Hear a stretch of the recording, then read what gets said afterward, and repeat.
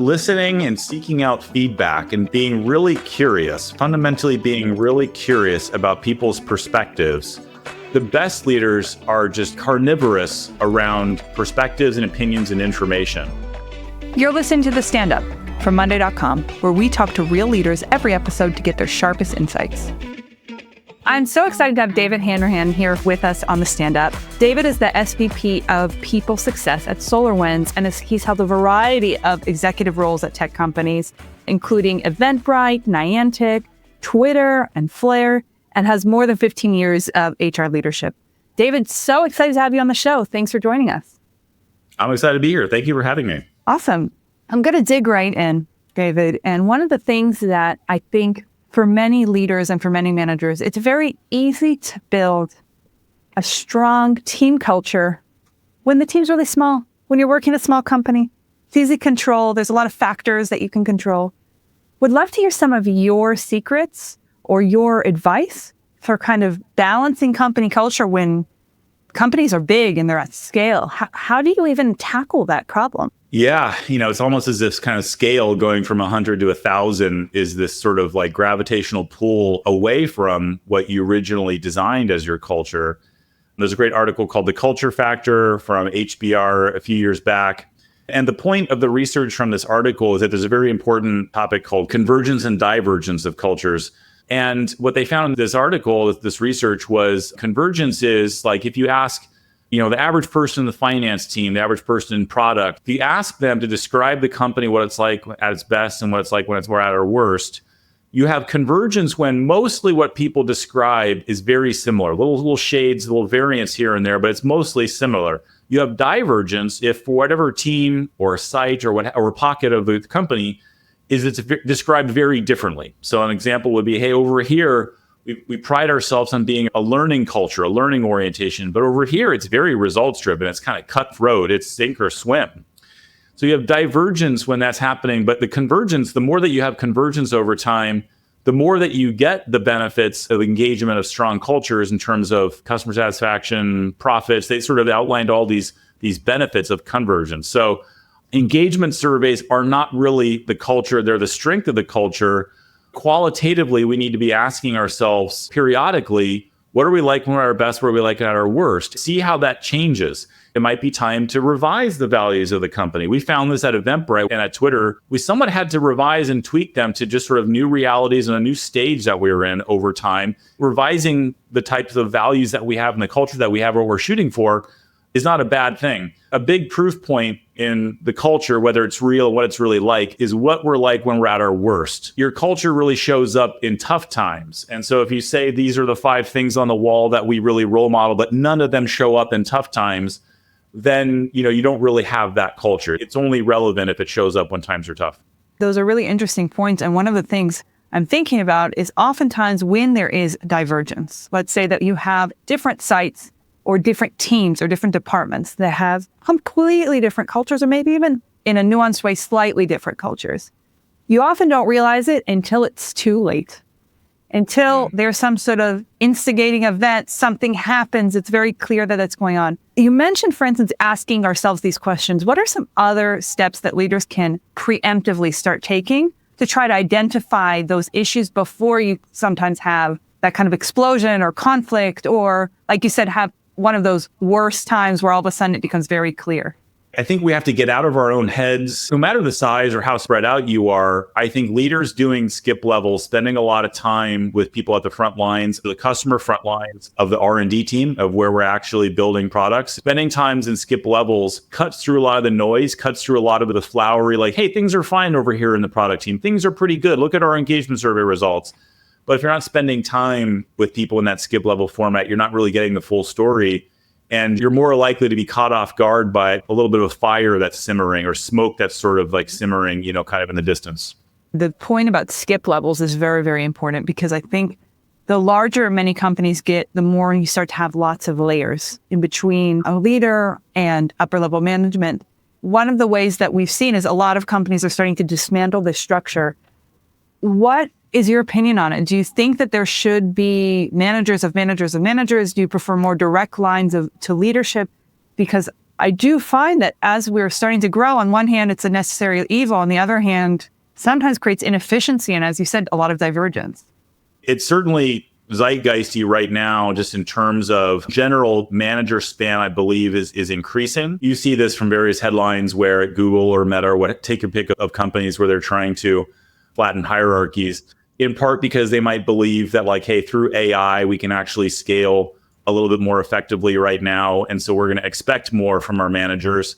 AI is creating, maybe, or the hope is that it creates more ability to scale for managers to have a greater span.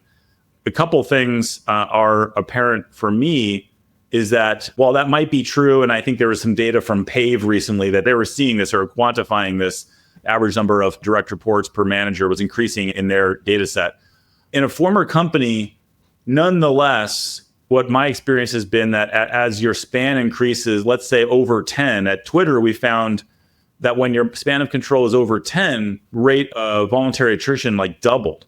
So maybe that won't be the same phenomenon with the ability for managers to stay better plugged in. If we're creating efficiencies for managers and allowing them to scale with AI and new technologies so that they can have more direct reports, it has to be coupled in parallel with like we're creating higher performing teams, we're creating higher engaged teams. Conversely, what has happened just in the past year, I think the Culture Amp reports on engagement is that engagement in general amongst all their companies that use the platform has actually decreased. So engagement has decreased. So if span of control is increasing in general in our industry and engagement is decreasing, is it really doing a good thing for us by adding more managers' plates? Or is it we're just saving money somehow, And I think the reality is some companies might find ways to flatten just for more practical concerns around we don't think we can justify as many managers. But I worry a little bit that actually there's not positives that are emerging on the other end of that, particularly like long term. For sure. And I think the more you start to see things like attrition happening and voluntary attrition happening where top talent is leaving the org, that becomes a real problem for a lot of these big companies. You mentioned before, again, around convergence, divergence, a lot of the discussion right now about diversity and inclusion, it's a big debate right now. And one of the experts we've spoken to in the past talks about this idea of cultural add. She talks about the idea of adding something to your culture, bringing in diverse voices and opinions. Where, in your opinion, does it go from we want to diversify our culture and make it more adaptable or change it for the better versus we also want to maintain some sort of kind of general consistent culture across different sites? How do you balance those different ideas which go together, but they still sometimes create conflict? I think we have to think of our values being collaborative, accountable, ready, and empathetic. Mm-hmm. And so that's, we have a relatively easy to understand rubric. Like you go to our careers page, you can kind of understand this is what this company is about. And ideally, as we do that, we attract people from different backgrounds. We attract, different ethnicities, genders, age groups, et cetera. And so why is that important? Because our customers are very diverse. Our customers sit in different countries. They speak different languages. They're going to come from different backgrounds. And so, you build a company that is diverse because of all the research that shows it winds up, with positive benefits in terms of your ability to actually connect with customers and grow a client population that is global in nature. But your question is like, well, does bringing in people with diverse backgrounds and this idea of culture add, will that change your culture in a way that runs counter to what I talked about at the beginning, this idea of convergence and divergence? I don't think it does if the people opt into it. I come from a background of disability. So like me personally, David, grew up with a family with disabilities. I find that as I meet people in the interview process and I kind of connect with them, I can kind of see that in the culture, like, hey, I can see people like me here. I can identify with them. And I really like what they say about collaborative, accountable, ready, empathetic. You can do both is the point. I don't think they're mutually exclusive. I don't think that by culture add, by bringing people in who speak different languages or come from different backgrounds, it will have a bit of a sort of culture meshing that goes on. So an example is how people speak in Copenhagen when I was at Zendesk is very different than how Westerners, Americans speak. How people speak in Poland, where we have a big site and I just visited, is very different. There's cultural differences that exist beyond our care values that we have to learn and appreciate from. And a lot of our focus, we call it inclusion belonging. Some companies call it DEI. A lot of our work more recently on inclusion belonging is bringing us together, being more aware of our differences, celebrating those so we can learn And we can disarm some of the ways that we sort of interact based on our cultural upbringing by shortening that distance, shortening the psychological gap that like, wow, it's not, you talk very like bluntly. And why is that? Well, that's my culture and it doesn't mean anything from it. That's different than sort of like culture fit or trying to have people like blend in, like don't talk a certain way, talk the way that we talk, like I don't believe in that. I believe that you can do both. I believe you can come from a different background. We can learn about you and celebrate that. And you're opting into these care values we talked about. I think that's a really good point. What are some of the habits or some of the characteristics of the most effective leaders that you've worked with? It might sound like a simple one, but listening and seeking out feedback and being really curious, fundamentally being really curious about people's perspectives, seeking out diverse opinions, seeking out people who might think different than you rather than I'm looking at the people around me. And that's kind of where I spend 90% of my time each week, my direct reports or my immediate team. The best leaders are just like rabidly, they're like carnivorous around perspectives and opinions and information. I think those are really, really great points. And I love the idea of building that trust with your direct reports, building that trust with stakeholders. It's key to any sort of success. I'd love to dig in. We have a section on the show called How I Failed. And I'd love to hear from you about something that didn't go as planned, something that failed. When I was at Twitter, I had this sort of behavioral interviewing framework, this passion around changing how we assess talent. My passion was driving me on this and getting up in front of the company, explaining this new approach, chatting with the CEO about it. He got excited about it. Ultimately, the uptake of this was mediocre at best.